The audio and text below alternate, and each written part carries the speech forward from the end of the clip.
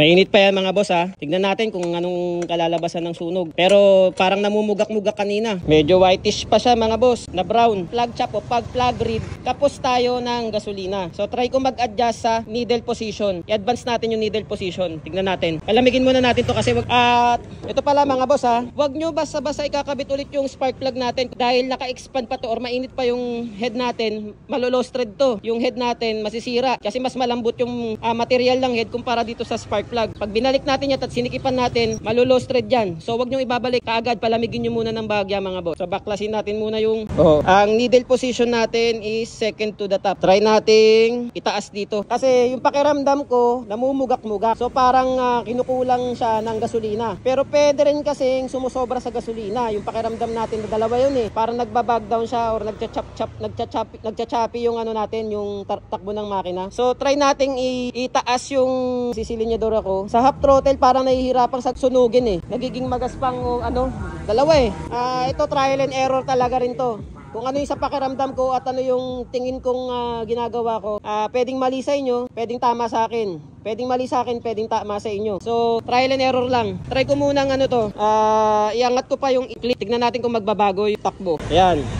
Kung meron kayong better idea, mas better idea sa pagtotono, comment down below lang din nyo mga boss at try nating subukan. So yun mga boss, mga karepa, dami nang dumaan na sasakyan at may mga dumadaan pa rin kasi nga shortcut, long cut din to eh. Shortcut, long cut. So nakikabit ko na yan. Medyo lumamig-lamig na siya. Hindi ko rin siya masyadong sunobrang sikip para at least hindi rin ma-lost thread kasi medyo mainit pa rin yan. Yan. So paanda rin natin.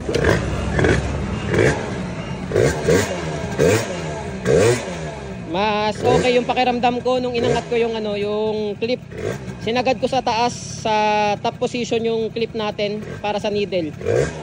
Mas okay yung response.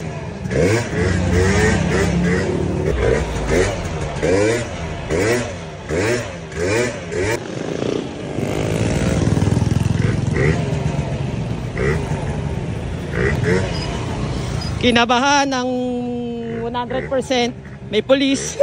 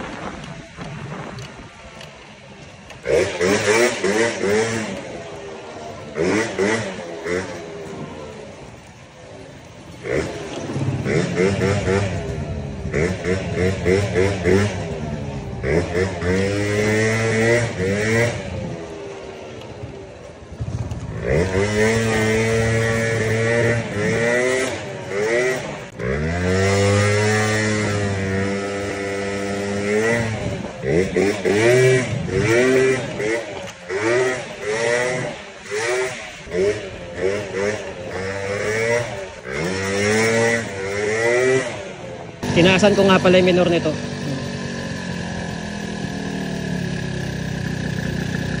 Okay mga boss. So yun mga boss, magkika pa tayong masagi ng tricycle.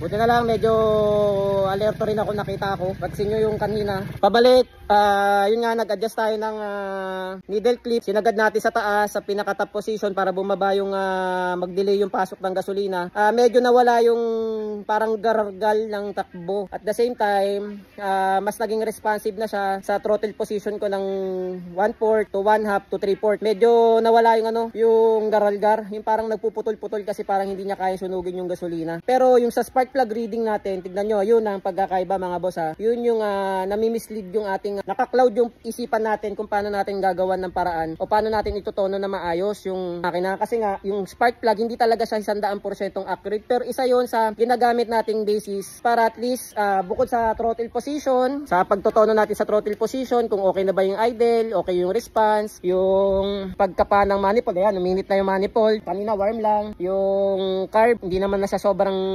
lamig, tapos yung spark plug natin, nakita natin kanina na medyo namumuti pero brownish na, pero meron ding parang over sa, parang may fouling tayo sa spark plug. So, dun tayo nagkakaroon kung paano tayo magtotono. Kailangan hindi lang iisang idea, knowledge, at experience ang kailangan natin gamitin. Kailangan natin gamitin yung lahat, yung data points na to, yung mga kinakalap nating data when it comes to tuning. Yun yung sinasabi ko na hindi to basa-basang tuning lang. Hindi basa-basa pag binigay ko sa inyo yung formula, yun na kagad yung tama na ilalagay nyo. Case to case basis yan. So kailangan talaga sobrang delicate talaga at time consuming ang pagtotono ng karburador. So ayan mga boss, kung okay na, kailangan mamaya check ko to ulit yung spark plug, pakita ko sa inyo, picturean ko para at least magkaroon tayo ng references sa pagtotono. For me okay na to ha, okay na to, pero ayoko mag-settle doon sa akin. Mas gugustuhin ko yung safe. Kanina yan, nakita nyo naman yung takbo natin, binabakbak ko. Kung super init yung makina natin, doon pa lang nag-seizure na tayo. Tapos kung cold start pa lang tayo, cold seizure na tayo mga boss. So soft seas, cold seas, yan yung mga sign ng sobrang init. Tapos yung makina naman natin kung bakit nagko-cold seizure, kasi hindi pa nasa tamang temperature, operating temperature bago natin tinakbo, nagkaroon na ng problema. So yun mga boss, balikan ko kayo mga boss Repa, at least yan, nakaroon tayo ng basis. Spark plug reading natin ulit.